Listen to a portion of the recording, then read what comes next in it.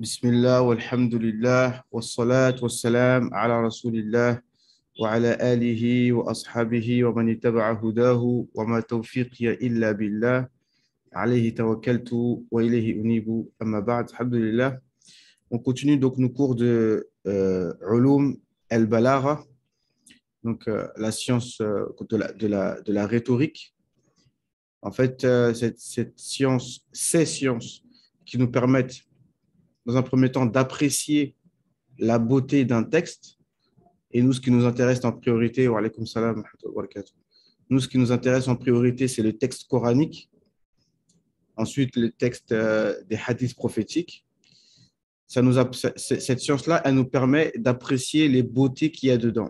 Et aussi, ça nous permet de mieux comprendre. On a vu des exemples. On voit que quand certaines tournures sont expliquées, ça nous permet de comprendre en fait les objectifs de celui qui parle. يعني مقاصد المتكلم ou أغراض المتكلم. يعني les raisons pour lesquelles il emploie telle et telle tournure. Donc on a dit que cette science, il y a trois sciences. La première, bon, on peut commencer par, on n'est pas obligé de commencer par celle-là, ilm al-ma'ani. Nous, on a commencé par celle-là. Ensuite, il y a ilm al-bayan. Et troisièmement, c'est ilm al-badi'. Le troisième ilm al-badi', ça consiste à embellir la forme des mots, c'est-à-dire que c'est dans les mots en eux-mêmes, c'est-à-dire en fait tout ce qui est les rimes, etc. en fait, d'accord. Alors que ilm al-ma'ani et ilm al-bayan, c'est pas dans les mots, mais c'est dans les sens, d'accord. Les sens, les différentes formes, comment tu vas utiliser les phrases, etc. Ilm al-ma'ani qu'on est en train d'étudier, c'est les différentes formes de phrases. On a déjà étudié le khabar wal insha, c'est-à-dire une phrase qui est informative sur laquelle on peut dire c'est vrai ou c'est faux, ou bien insha, une phrase où on ne peut pas dire c'est vrai ou c'est faux, comme l'interrogation, comme un ordre, etc. Ensuite, on a vu al-dhikr wal-hazf, c'est-à-dire que des fois, on va citer un mot ou des fois, on ne va pas le citer. D'accord? Et la dernière fois, on a vu quoi? On a vu al-qasr, qui s'appelle aussi al-hasr. D'accord? Le fait bon, je ne sais pas comment on dit en français, mais le fait de spécifier, en fait, de spécifier une chose. D'accord? Pour dire que c'est que ça. On a vu tout ça en détail. Ça ne sert à rien, peut-être que je fasse la révision. Tout est là, le Darch, il est publié là maintenant. Vous pourrez le re-regarder tranquillement. Et je vous encourage toujours, de toute façon, à vous équiper pour celui qui veut bien maîtriser le sujet. Et un des meilleurs livres de référence pour bien comprendre, c'est Al-Balaratu Al-Wadiha. Euh, il y a tous les cours avec des exercices, mais bien sûr, c'est en arabe. Donc, c'est peut-être un peu compliqué pour beaucoup d'entre vous pour l'instant. Donc, c'est pour ça que là, on fait une sorte d'introduction en français. Donc, Inch'Allah Ta'ala, sur le groupe WhatsApp, on mettra des exercices et celui qui veut, il pourra me répondre en privé, histoire de pouvoir maîtriser le sujet. Donc, histoire de se remotiver, parce que des fois, c'est des sciences, voilà, on n'est que deux. Des fois, voilà, tu as l'impression que voilà, s'il n'y a que deux personnes, c'est vrai que l'heure n'est pas propice, c'est vrai. Euh, mais des fois, ça pourrait avoir tendance à démotiver quand tu es tout seul à faire une chose. Mais vous savez bien que quelqu'un qui est motivé, eh bien, même s'il est tout seul, lui, il avance, il avance, il avance, il avance. Il n'attend pas après les gens avoir un effet de groupe pour faire les choses, parce que sinon, on ne fera jamais les choses. Notamment pour le Coran, c'est comme ça. En général, moi, c'est ce que j'ai vécu, et en général, c'est comme ça. Quand toi, tu es vraiment motivé pour le Coran, tu trouves peu de gens avec toi qui sont autant motivés que toi.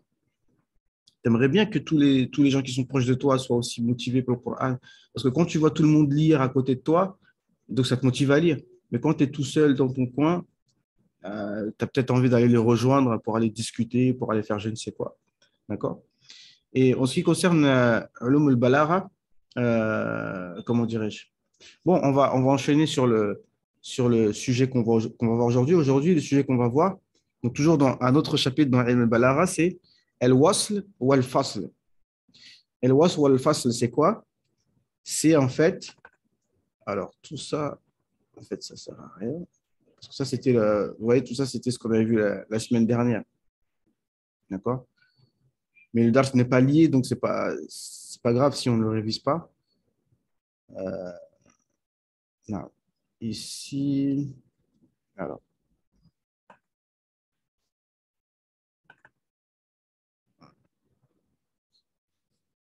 Donc, je suppose que vous voyez l'écran. Est-ce que vous pouvez me confirmer, s'il vous plaît? On voit. Ok, ça marche. Bon, je sais, c'est pas très clair, mais voilà quoi. Donc, ici, c'est quoi? C'est quelque chose c'est un chapitre qui peut aider, surtout pour celui qui mémorise le Coran, parce que el-wasl ou al-fasl, c'est le fait de dire, de mettre un waouh ou de pas en mettre entre les phrases. D'accord? Et ça, surtout celui qui mémorise le Coran, dans plusieurs passages, mais surtout Surat Yusuf.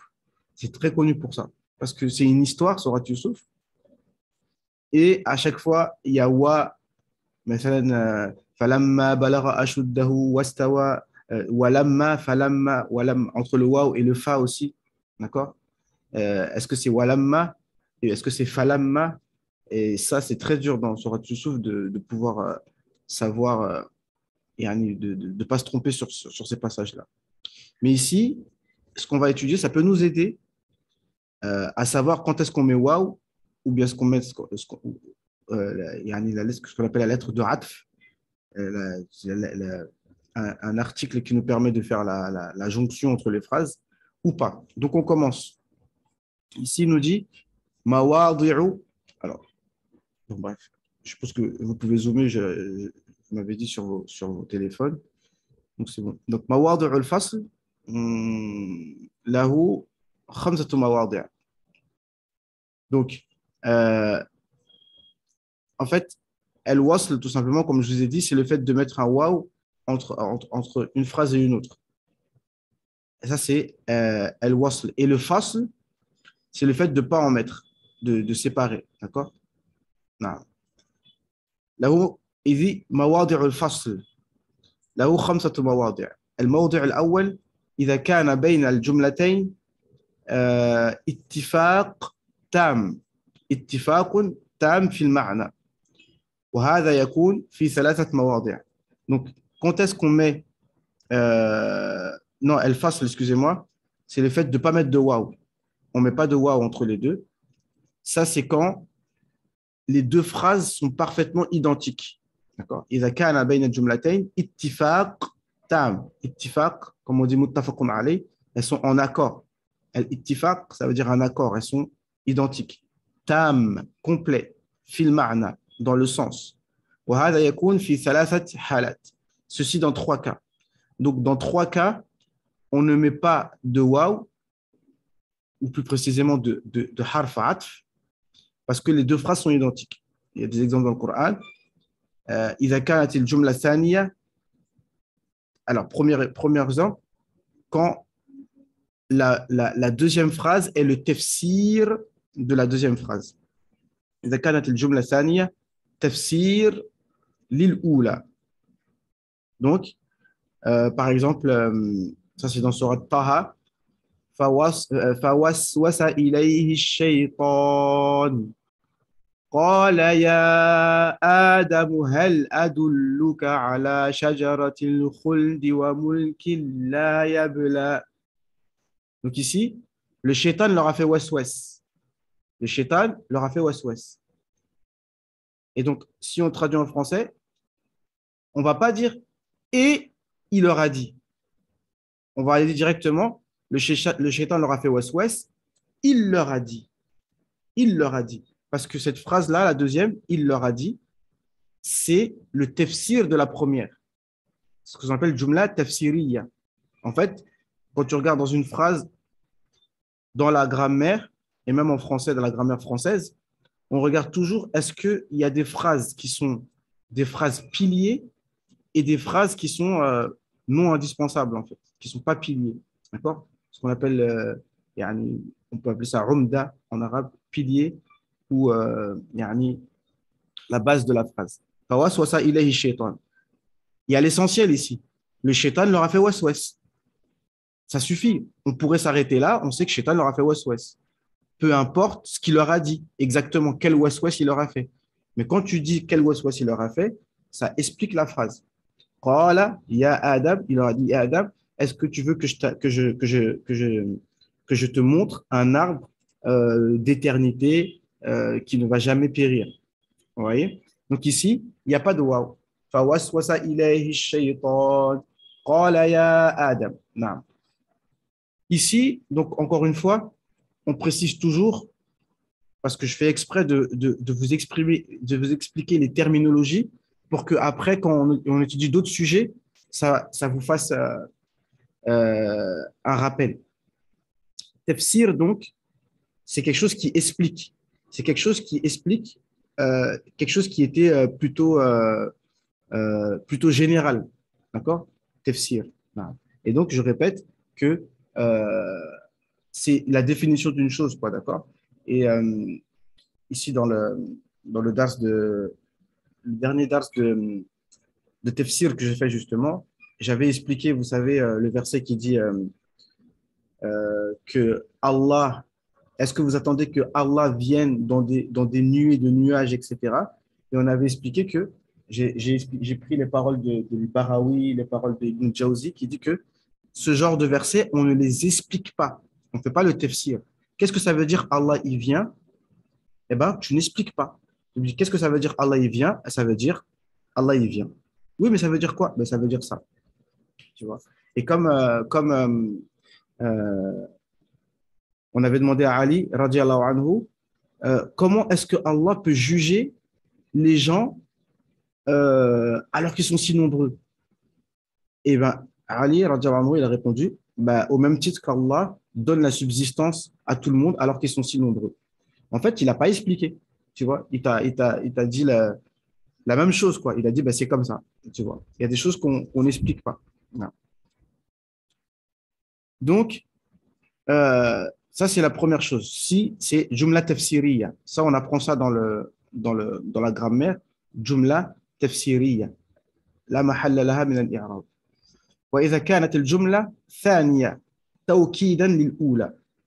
Pareil, deuxième cas, si la deuxième phrase est euh, يعني, elle accentue et comment on dit, ta'kid, elle la rend encore plus يعني, ta'kid, ça veut dire la certitude. Enfin, ici dans Surat Tariq, euh, إنهم يكيدون كيدا وأكيد كيدا فمهل الكافرين أمهلهم رويدا فمهل الكافرين فمهل الكافرين c'est une phrase laisse-leur un temps laisse-les un temps aux mécréants أمهلهم رويدا ça c'est une autre phrase أمهلهم ça veut dire donne-leur un temps doucement doucement non.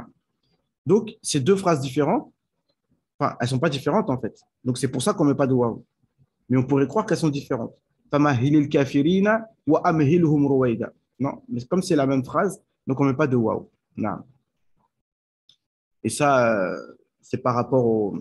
Il y a un dars, comme il dit Abdullah, que j'ai dans mon tiroir depuis 2015. Ça fait 7 ans que j'ai ce dars-là. Depuis la première fois où on nous a parlé de la théorie du complot avec l'histoire du Bataclan. C'est là que le mot théorie du complot est, est apparu, en fait. Moi, c'est là que j'ai connu ce mot-là, que la plupart des gens ont connu ce mot-là. Et j'ai réfléchi, mais est-ce qu'il y a le mot complot? Est-ce que la théorie du complot est confirmée dans le Coran? Et subhanallah, j'ai trouvé une trentaine de versets qui parlent de complot dans le Coran, dont celui-là. D'accord? Innahum yakiduna kaida.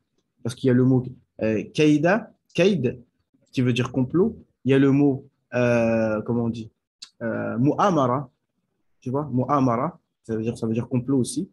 Et en tout, c'est presque une trentaine de fois où c'est cité dans le Coran, et dont ce verset-là. Innahum yakiduna kaïda wa akidu kaïda. Eux, ils font des stratagèmes et Allah aussi fait des stratagèmes. Famahilil kafirin amhilhum ruwaida. Donc laisse-les faire leur cinéma, laisse-les faire leurs choses et Allah subhanahu wa ta'ala, en temps voulu, s'occupera de leur cas. Naam. Donc voilà. Ensuite, Ja'a Zaydun, Ja'a Zaydun. Donc ça aussi, c'est une manière qui existe en arabe de confirmer une phrase. Ja'a Zaydun, Ja'a Zaydun. Tu répètes la phrase deux fois pour dire il est vraiment venu. Tu vois? Donc voilà, donc tu ne vas pas mettre waouh. Non. Ja'a Zaydun akhuka. Donc Ja'a Zaydun akhuka. Akhuka, ça renforce le verbe Ja'a Zaydun. Zayd est venu, ton frère. Donc il n'y a pas besoin de mettre de waouh. Ja'a Zaydun wa akhuka, donc ça ne sert à rien. Non. Troisième cas, إذا كانت الجملة الثانية بدلا من الأولى. Donc quand la deuxième phrase est badal, ça veut dire qu'elle prend la place. Donc tout ça en fait c'est des termes de grammaire, surtout tawkid et badal. C'est quand tu mets une phrase à la place de l'autre. Badal, ça veut dire tout simplement remplacer en fait. Tabdil. Ici dans sourate Shu'ara, واتقوا الذي أمدكم بما تعلمون أمدكم بأنعام وبنين وجنات وعيون. Donc ici, Allah dit, craignez Allah, celui qui vous a donné tout ce que vous savez. Vous savez bien qu'est-ce que Allah vous a donné. Et ensuite, أمدكم بأنعام وبنين. Donc ici, il vous a donné des bestiaux et des enfants, ça remplace carrément cette phrase. D'accord? Ça veut dire qu'on aurait pu la mettre à la place. C'est ce qu'on appelle bedel. D'accord? Ici, dans Surat Furqan, وَمَنْ يَفْعَلْ ذَلِكَ يَلْقَ أَثَامًا يُضَاعَفْ لَهُ الْعَذَابُ يَوْمَ الْقِيَامَةِ. Et donc, celui qui fait ça, celui qui fait zina, akramakumullah, eh ben, celui qui fait zina, il va rencontrer son péché. Yalqa athama yudha'af lahu al-'adhab yawm al-qiyamah. Donc, on ne met pas de waouh. On ne peut pas yalqa athama wa yudha'af lahu al-'adhab parce que c'est la même chose. Non.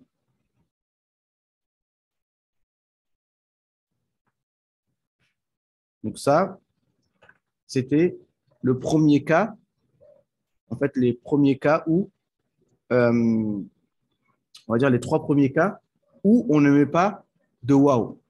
Quand la deuxième phrase est un tafsir, quand la deuxième phrase est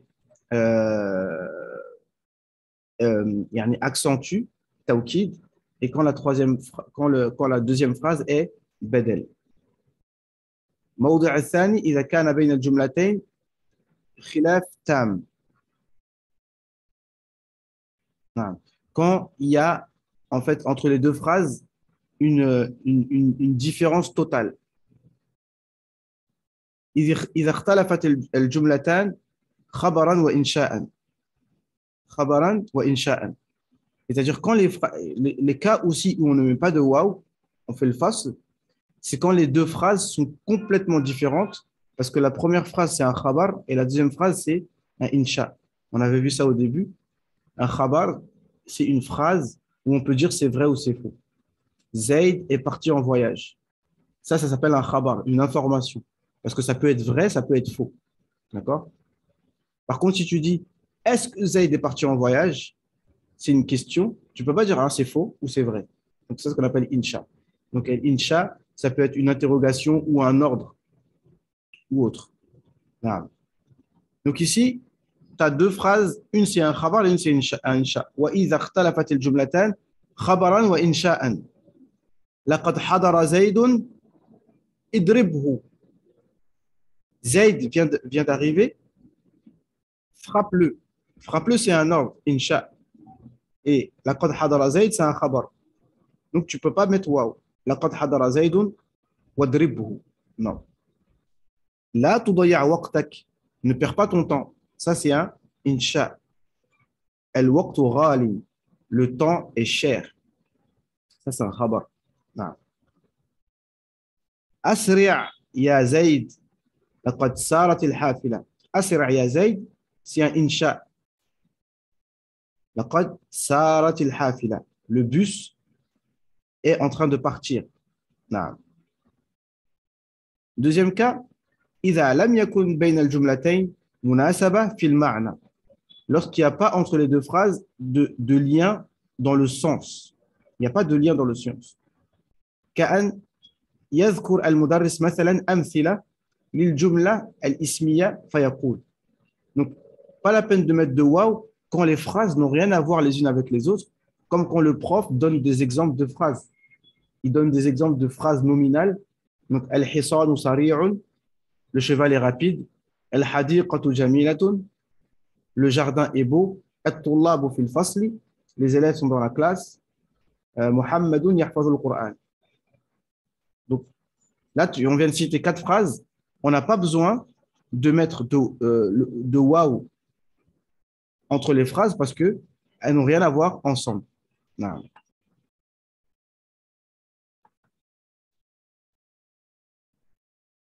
Et le troisième cas, إذا كانت الجملة الثانية في التقدير كأنها جواب لسؤال فهم من الجملة الأولى.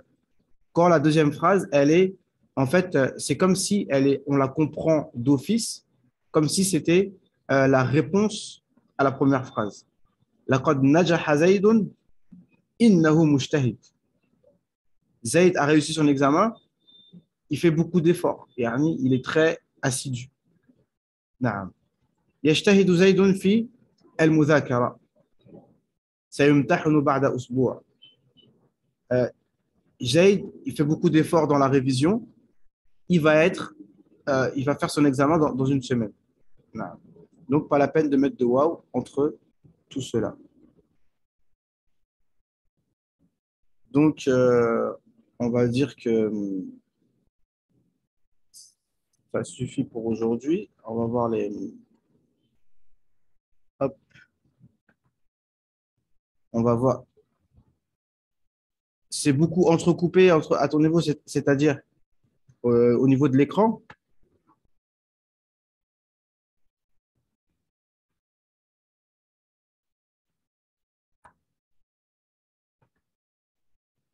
Tu parles de quoi entrecoupé en fait?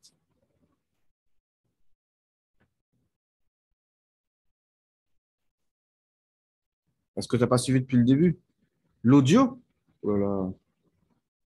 T'entends mal, Zahra?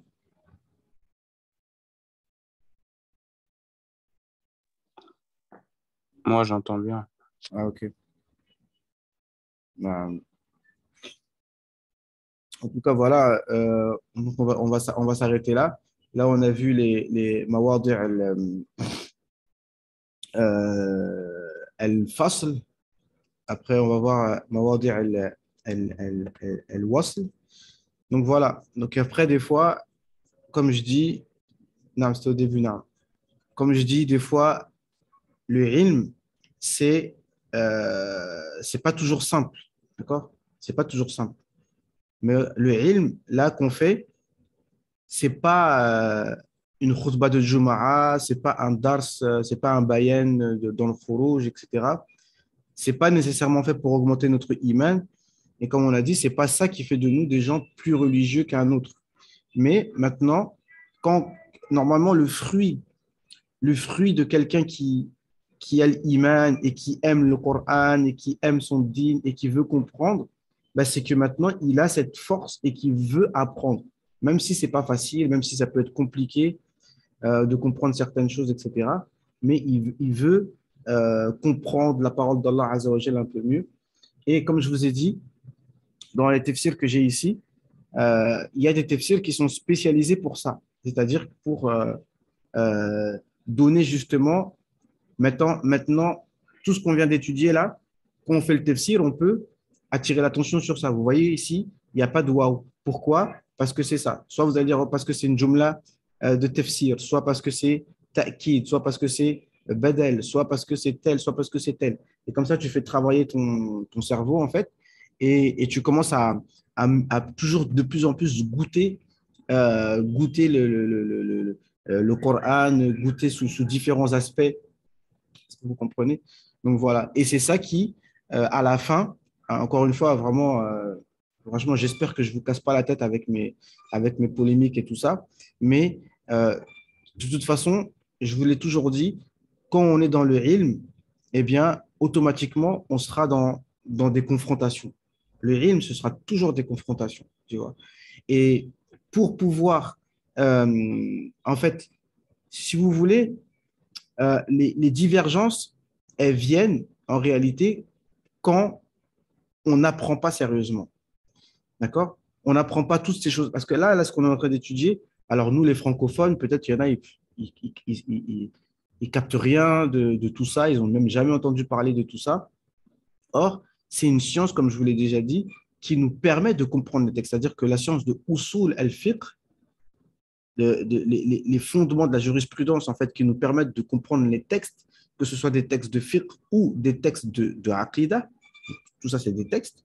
Donc, cette science-là nous permet de mieux comprendre, d'accord? Et d'éviter de tomber dans l'erreur. Et donc, du coup, quand les gens n'étudient pas, les années passent, ils restent sur leurs acquis. Après, quand une personne, elle, qui continue à étudier, à évoluer, elle comprend que, ah, là, par contre, ce qu'on m'avait appris, en fait, c'était pas exact, c'était pas comme ça.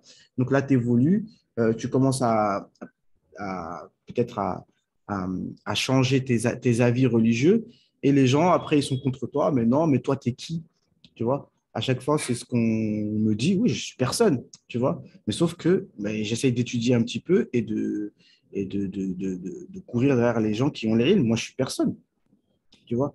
Mais personne n'est personne, en fait, quand on regarde bien, tu vois. On est tous faibles, on est tous أنتم الفقراء إلى الله, on est tous faibles devant Allah subhanahu wa ta'ala, mais c'est Allah Azza wa Jal qui donne, tu vois, c'est Allah qui fait comprendre. Et voilà. Donc, c'est la bonne question, c'est pas de savoir tu es qui pour dire telle ou telle chose, mais c'est de savoir pourquoi tu as dit ça, tu vois. Si on est des étudiants, on est là pour savoir. Et tout ce qu'on étudie là, à un moment ou à un autre, ça va nous servir pour régler un problème. Ce que je voulais dire, c'est que la science, elle n'est pas là pour créer des problèmes, elle est là pour régler des problèmes. Tu vois. Et ceux qui sont égarés, les vrais égarés, hein, là, il n'y a pas de divergence. Les Mu'tazila, par exemple, ben, eux, et d'ailleurs, ils sont les plus forts dans cette science-là. Vous voulez savoir? Vous voulez savoir la science qu'on est en train d'étudier là, les plus forts dans cette science-là, c'est les Mu'tazila. C'est-à-dire qu'on est obligé de prendre de eux cette science-là et après de tamiser. Parce que eux, ces sciences-là, c'est leur domaine. La langue arabe, le balara, le nahu et tout ça, et les sciences de la logique, ils sont les plus forts. Mais c'est à cause de ça aussi qu'ils sont partis trop loin. Alors que les Ash'ara, eux, ben, c'est eux qui les ont, eh oui, c'est eux qui les ont calmés. Et je vais vous dire une chose, les Mu'tazila et même tous les autres, que ce soit les chiites et tous les autres, pour les mettre à leur place, bah, tu es obligé d'utiliser leurs outils. Et les philosophes, ceux qui ont rentré la philosophie dans le dîn, oui, c'est une réalité. Mais ceux qui ont trop utilisé la philosophie et qui sont égarés, bah, comment tu vas les remettre en place? Bah, avec leurs outils, avec leur langage. D'accord? Parce qu'à chaque fois, c'est les mêmes choses qu'on te répète. Oui, il ne faut pas. Ilm al-kalam, c'est pas bon. Mais ilm al-kalam, je le répète encore une énième fois, la définition, c'est de défendre le dogme islamique orthodoxe avec des outils et avec des preuves de la logique, tout simplement. C'est-à-dire, tu prouves l'existence d'Allah, tu prouves les attributs d'Allah, subhanahu wa ta'ala, tu prouves tout avec des arguments de la logique. Et bien entendu, avec les arguments du Coran, qui ne contredisent pas la logique.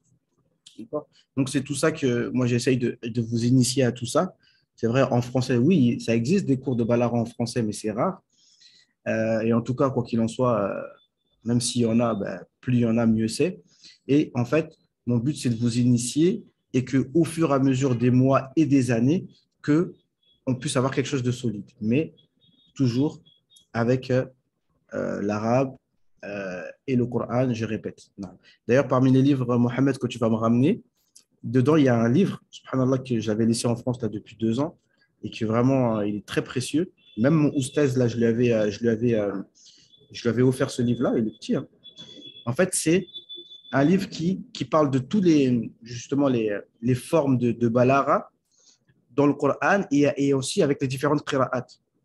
C'est-à-dire que d'une qira'a à une autre, tu as un autre style de balara, en fait, tu vois.